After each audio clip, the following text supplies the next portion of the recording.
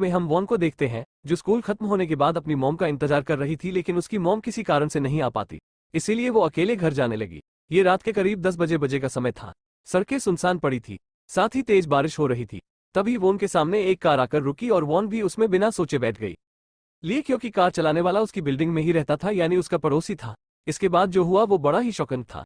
जब वॉन अपने घर पहुंची तो वो कीचड़ से सनी हुई थी, साथ ही बहुत डरी और सहमी थी। लेकिन हैरानी की बात यह थी कि वॉन के घर आने से उसकी मॉम भी बहुत डरी हुई थी, यहाँ तक कि वो डर से कांपने लगी। ऐसा इसलिए क्योंकि उसकी बेटी मर चुकी है, लेकिन फिर भी वो हर रोज रात 10 बजे अपने घर आती है। असल में उस दिन स्कूल से लौटने के बाद उसके पड़ोसी ने अपने घर ले जाकर वॉन को मार दिया और उसे एक बैग में भरकर फेंक दिया। जब इस स्कीम नाम के आदमी ने इस बैग को न्यूज में देखा तो वो इस बैग को पहचान गया कि ये तो मेरी ही दुकान का बैग है। 10 दिन पहले सियांग नाम का आदमी इस बैग को खरीद कर ले गया था। फिर हम यून को देखते हैं, जो पिज्जा डिलीवरी का काम करता है। आज वो उस किलर के घर पर पिज्जा डिलीवरी करने जा रहा है, क्योंकि वो किलर अपने शिकार को मारने से पहले पिज्जा खाता है। यहाँ यूनुस से कहता है कि अगर तुम एक और पिज्जा ऑर्डर करोगे तो तुम्हें चौथा पिज्जा फ्री मिलेगा, लेकिन किलर इस ऑफर में बिल्कुल भी इंटरेस्टेड नहीं था। वो यून को वहां से तुरंत जाने के लिए कहता है। किलर उस पिज्जा को लेकर अपने बेसमेंट में गया, जहां उसने वान को बांध कर रखा था। वो आधा पिज्जा विक्टिम को खिलाता और आधा खुद। इसके बाद हमको देखते हैं, जो कि उसी सोसाइटी में रहती है और वो दिखने में बिल्कुल वॉन जैसी है। उसकी मॉम इस सोसाइटी कमेटी की लीडर है। खैर, इधर बेचारी वॉन उस किलर से अपनी जान की भीख मांग रही थी। वो कहती है कि मैं किसी को नहीं बताऊंगा, प्लीज मुझे जाने दो, पर उस किलर को जरा सी भी दया नहीं आई।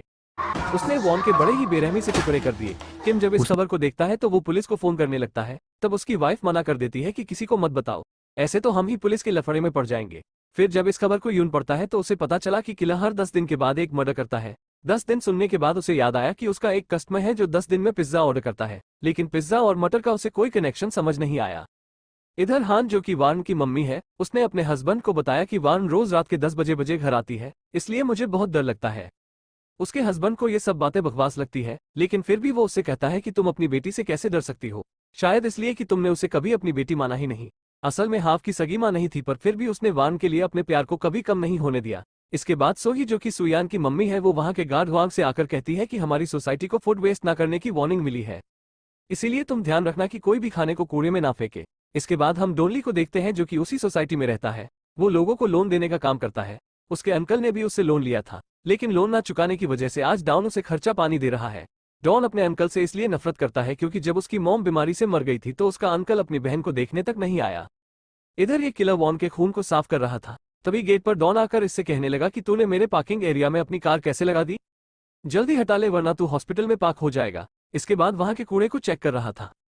वहां एक कूड़े की पन्नी में से उसे पिज्जा मिला, साथ ही उसमें एक पर्ची भी थी, जिससे वो समझ गया कि ये किसकी पत्नी है। वो उस पन्नी को लेकर उस किलर के घर गया और उससे कहने लगा कि मुझे पता है कि ये पन्नी तुम्हारी है, एक काम करो, तुम मुझे पोहा पिला दो, फिर मैं तुम्हारी शिकायत नहीं करूंगा। फिर वांग उस पन्नी को खोल कर देखने लगा। तब उस पन्नी में से वांग की स्कूल की यूनिफॉर्म निकली, जिससे उसे सब समझ आ गया। लेकिन इतनी देर में उस किलर ने का गेम बजा दिया। तभी वहां से हान गुजर रही थी। पर पड़े खून को देखकर काफी डर गए, लेकिन किलर बड़ा चालाक था। उसने पहले ही सीढ़ियों पर एक दारू की बोतल फोड़ दी ताकि देखने वाले को लगे कि ये किसी तरह की शराब है। फिर उसी रात 10 बजे जब आज वार्न अपने घर आए तो उसके विजन से हमने देखा कि उस रात किलर वॉन को सोसाइटी में तो सही सलामत लाया, लेकिन जब वो अपने घर जाने लगी तो उसने वॉन को वापस बुलाकर एक बॉक्स पकड़ा दिया और खुद अपने घर का लॉक खोलने का नाटक करने लगा। फिर मौका देखकर उसने वार्न को अपने घर में खींच लिया। बेचारी वार्न अपने घर से सिर्फ 10 मीटर की दूरी पर थी, लेकिन उसका कुछ फायदा नहीं हुआ। अब हुआंग के गायब हो जाने के बाद ये दूसरा गार्ड पियो को बार बार फोन कर रहा था, लेकिन उसे क्या पता कि हुआंग अब उसका फोन उठाने लायक नहीं रहा। इधर यून उस किलर को ढूंढने की कोशिश कर रहा था। तभी उस किलर ने फिर एक बार पिज्जा ऑर्डर किया। इसी बहाने यौन उसके घर को अपनी आंखों से स्कैन करने लगा, लेकिन उसे कुछ भी अजीब नहीं मिला। मिलता भी कैसे, वो सारे मर्डर तो अपने बेसमेंट में करता था। फिर इसके बाद उसने हुआंग की बॉडी के कई टुकड़े किए और एक बैग को खरीदने के लिए उसी दुकान पर गया। वहां की मुंह से देखकर पहचान गया कि ये तो वही आदमी है जिसने लाल बैग खरीदा था, इसीलिए वो थोड़ा घबरा गया। उसे इतना घबराता हुआ देखकर किलर को भी शक हुआ कि कहीं इसे मेरे बारे में कुछ पता तो नहीं चल गया। इधर पीओ इस बात को लेकर परेशान था कि अचानक हुआ कहाँ गायब हो गया। अब यहाँ मैं बता दूं कि के साथ जो ये चश्मे वाला आदमी रहता है वो सिर्फ पीओ को ही दिखाई देता है। ऐसा क्यों, हमें आगे पता चलेगा। फिर पीओ इस किलर को फोन करके कहता है कि तुम्हारे पानी का बिल बहुत ज्यादा आया है, कहीं तुम्हारे घर में कोई लीकेज तो नहीं है। तभी उस किलर के गेट पर कोई आ जाता है, इसीलिए वो फोन को वहीं रखकर चला गया। पीओ ने उसे जब दोबारा फोन किया तो फोन वाइब्रेट होकर उस सूटकेस में गिर गया। इधर गेट पर सोही थे। सोही ने उसे कहा कि सोसाइटी में एक मीटिंग होने वाली है, उसी के बारे में मुझे तुमसे कुछ बात करनी है। तब उस किलेर ने कहा कि मुझे मीटिंग से कोई लेना देना नहीं, मैं तो वैसे भी कुछ ही दिनों में घर खाली करके चला जाऊंगा। वहां सोही उसका घर देखकर कहती है कि ये क्या बाबा सिर बना दिए हो और ये लाइट इतनी तेज क्यों जला रखी है। जब सोही ने वो लाइट बंद कर दी तब उस किलेर को बहुत गुस्सा आ गया, वो सोही को मारने ही वाला था। तभी सोही को किसी का फोन आया। सोही ने कहा कि मैं मकान नंबर 102 में हूँ। अब ये सुनकर किलर ने अपना इरादा बदल लिया, क्योंकि अगर सोही मर जाती तो सबको पता चल जाता कि सोही आखिरी बार मकान नंबर 102 में थी। इधर सोसाइटी में होने वाली मीटिंग के पर्चे बांट रही थी। तभी उसे ब्लॉक 11 के बाहर एक चश्मा मिला जो कि हुआंग का था। फिर वहां से जाते वक्त हान सू यॉन को देख लेती है। तब वो उसे अपनी बेटी समझकर डर गई। उसकी बेटी जैसी देखती थी, इसीलिए हान उसे अपने घर ले गई। वहां जाते वक्त उस किलेर ने सुयोन को देखा तो वो डर की वजह से कांपने लगा। वहां हान ने सुयोन के साथ काफी अच्छा समय बिताया। हान ने उसे बताया कि वो अपनी बेटी से कितना प्यार करती थी। फिर जाते वक्त हान ने नोटिस किया कि ये नीचे के फ्लो वाला आदमी को बड़े ही अजीब नजरों से देख रहा है। फिर सुई ने पियो को जाकर वो चश्मा दिया और कहा कि ये मुझे ब्लॉक नंबर 11 के सामने मिला है, जिसका भी हो उसे दे देना। पीयूष समझ गया था कि ये हुआंग का चश्मा है। खैर, इसके बाद पियो मकान नंबर 102 में लीकेज चेक करने के लिए गया, क्योंकि उसका बिल बहुत आया था।